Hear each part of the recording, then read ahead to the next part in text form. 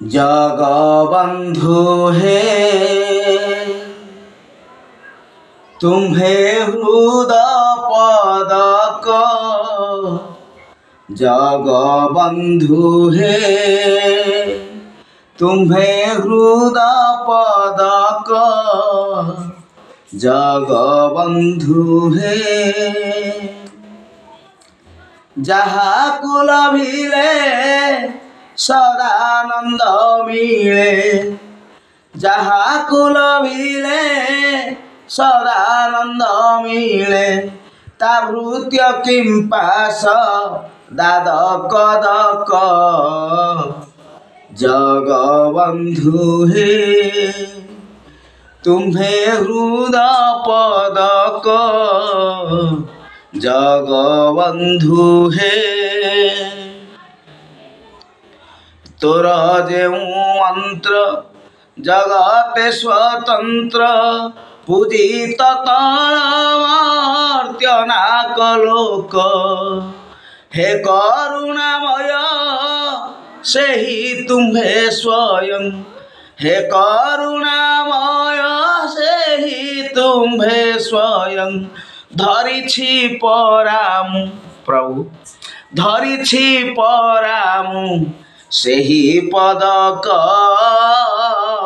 जगबंधु हे तुम्हे हृदय पदक जगबंधु हे दुख सुख जोगे डाकू नाही तोते सर्वदा तुम्हे हृदय समोएक दुख सुख जोगे डाको नहीं तोते सर्वदा तुम्हे हृदय समोएक ए हृदय कुमुद तुम्ह पाई सीना ए हृदय कुमुद तुम्ह पाई सीना कईर तू कला निधि मात्र क जगबंधु हे तुम्हे हृदय पदक जगबंधु हे भासु अछि बाई उधरिबा पाई आउ केही नाही उधारी रख भासु अछि बाई उधारिबा पाई आउ केही नाही उधारी रख तिमिरी बिदारी उदय होइले हे तिमिरी बिदारी उदय होइले घुंची पलाइबे अंधार जाक जगबंधु हे तुम्हे हृदय पदक जगबंधु हे जय जगन्नाथ। मोर प्रिय भाई और भौणी माने जगत गुरु ठाकुर परमहंसंकर ये जो भजन टी पाठ कले से स्पष्ट भाव में मोर प्राणर प्रियतम ठाकुर अभिन्न सुंदर कहते जे तोर जो मंत्र जगते स्वतंत्र पूजित तल मर्त्य नाक लोक केवल से पदक धरवाई से पदक से पदे ही धरी ही यथेष्ट एवं जेतेबेले ममंक मंडन बिहारी हरि जेतेबेले से उदय हेबे तिमिरी की तिमिर कहले अंधकार अंधकार भितर ही से उदय हेबे एवं अंधकार होची अज्ञान अज्ञान रूपक अंधकार भितर उदय हेबे सेतेबेले से कौन हो ना सब अंधार जाक सब दूरे तेणु आमर पदांक नरे गोटे पद बाकी थिला दिन बांधव को डाकुछि दिनर से शेष पदरे कौन कहले ठाकुर आस हे माधव साधव पूरा बहु सोई छंती केशर पर କବାଟ ଦେଇ ଶୋଇଛନ୍ତି ଉଠିବେ ନାହିଁ ସେ ଅଲିଅଳ ଯେ ମାରେ ଉଠିବେ ନାହିଁ ସେ ଅଲିଅଳ ଯେ ମାରେ। ଭାଷେ ଅଭିରାମ 42 ଚାବି ଦେଇ ଧନି ଶୋଇଛନ୍ତି ଯେ। ମଝିରେ ଗୋଟିଏ ପଦ ରଖିଦେଲି। ଉଠିବେ ନାହିଁ ସେ ଅଲିଅଳ ଯେ ମାରେ ଅଷ୍ଟମ ଦଶାରେ ଛନ୍ତି ଯେ ଅଷ୍ଟମ ଦଶାରେ ଛନ୍ତି ଯେ। ଭାଷେ ଅଭିରାମ 42 ଚାବି ଦେଇ ଧନି ଶୋଇଛନ୍ତି।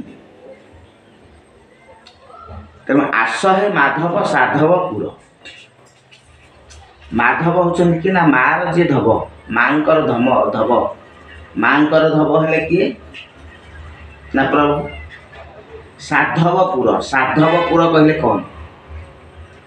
ଆମେ ସାଧବର ଅର୍ଥ ଏଠି ଆମେ ସାଧୁ ସାଧୁ ସାଧବ। ସାଧୁ ଶବ୍ଦର ବହୁବଚନ ହେଉଛି ସାଧବ। ତେଣୁ ସେ ସାଧବ ଏଠାରେ ନୁହେଁ। ତେଣୁ ଆଉ ଜଣେ ସାଧବ ଯେଉଁମାନେ ଆମର ପ୍ରାଚୀନ କାଳରେ ବାଣିଜ୍ୟ କାରବାର କରିବାକୁ ସବୁ ଯାଆନ୍ତି ତାଙ୍କୁ ମଧ୍ୟ କୁହାଯାଏ ସାଧବ। କିନ୍ତୁ ସେଟା ଅପଭ୍ରଂଶ ହେଇକି ସାଧବ ଶବ୍ଦ। ତାର ମୂଳ ଶବ୍ଦଟାକୁ ଆମେ ଯିବା। ଯେଉଁ ସମୟରେ ଏସବୁ ଶାସ୍ତ୍ର ରଚନା କରାଯାଇଛି ସେହି ସମୟର ଓଡ଼ିଆ ସାହିତ୍ୟକୁ ଆମେ ଦର୍ଶନ କଲେ ଆମେ ଏସବୁ କଥା ଜାଣିପାରିବା। ଦର୍ଶନ ବିନା ଆମେ କିଛି କହିପାରିବାନି। ତେଣୁ ସାଧବର ମୂଳ ଶବ୍ଦ ହେଉଛି ସାର୍ଥବାହ। ସାର୍ଥ କହିଲେ ବୋଇତ। ବୋଇତକୁ ଯେଉଁମାନେ ବା ନା କି ଡଙ୍ଗା କି ଜାହାଜ ଏସବୁ ଯିଏ ପରିଚାଳିତ କରନ୍ତି ତାକୁ କୁହାଯାଏ ସାର୍ଥବାହ। ସାର୍ଥବାହରୁ ଅପଭ୍ରଂଶିତ ହେଇଛି ସାଧବ। ତେଣୁ ସାର୍ଥବାହ ଯିଏ ଗୋଟିଏ ସ୍ଥାନରୁ ଡଙ୍ଗାକୁ ଆଉ ଗୋଟିଏ ସ୍ଥାନକୁ ନେଇପାରେ। ଏଠାରେ ତ ସହଜେ କୁହାଯାଇଛି ମର୍ତ୍ତ୍ୟ ପାଣି ନେଇ ସ୍ୱର୍ଗରେ ଯିଏ ରଖିପାରିବ। ତେଣୁକରି ଏଠି ସେ ଯେଉଁ ପବନ ରୂପକ ଡଙ୍ଗାକୁ ବା ବୋଇତକୁ ଯିଏ ଚଲେଇ ଆଣି ଆଜ୍ଞା ଚକ୍ର ଉପର ଦେଶରେ ଯିଏ ନେଇକି ଆଜ୍ଞା ଦେଶକୁ ଅତିବାହିତ କରିଦେଇଛି ଯିଏ, ସେଇ ହେଉଛି ସାଧବପୁର। ସେ ସାଧବପୁରରେ ବୋହୂ ଶୋଇଛନ୍ତି କେଶରଫଳ। ଏଠି ପୁଅ କିଏ ଆଉ ବୋହୂ କିଏ? ଯଦି ଶରୀରଟି ଆମର ଏଠି ହେଲା ପିତା, ତେଣୁ ଶ୍ରୀପତି ଏବଂ ଶ୍ରୀମତୀ। ଜୀବ ହେଉଛି ବୋହୂ, ପରମ ହେଉଛି ପୁଅ। ତେଣୁ ସିଏ କ'ଣ କରିଛନ୍ତି କେଶର ଉପରେ। କେଶର ଅର୍ଥ ହେଉଛି କ'ଣ ନା ଏଠି ହେଉଛି ପଦ୍ମ ଫୁଲ।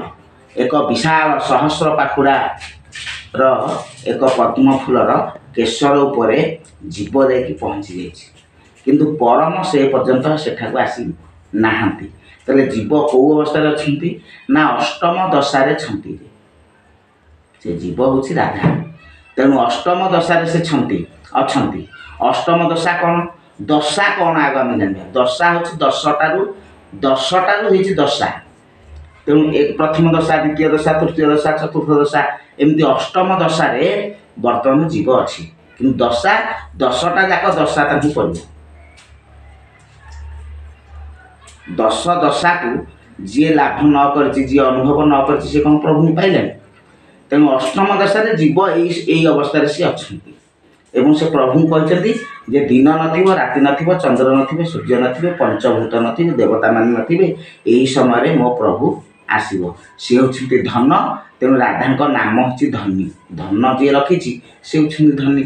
ତେଣୁ ଧନକୁ ଯିଏ ହୃଦୟରେ ଧାରଣ କରିଛନ୍ତି ସେ ହେଉଛନ୍ତି ଧନୀ ବା ଜୀବ ସ୍ୱରୂପିଣୀ ରାଧାରାଣୀ। ତେଣୁ ସେ ସେଠାରେ ଅଛନ୍ତି।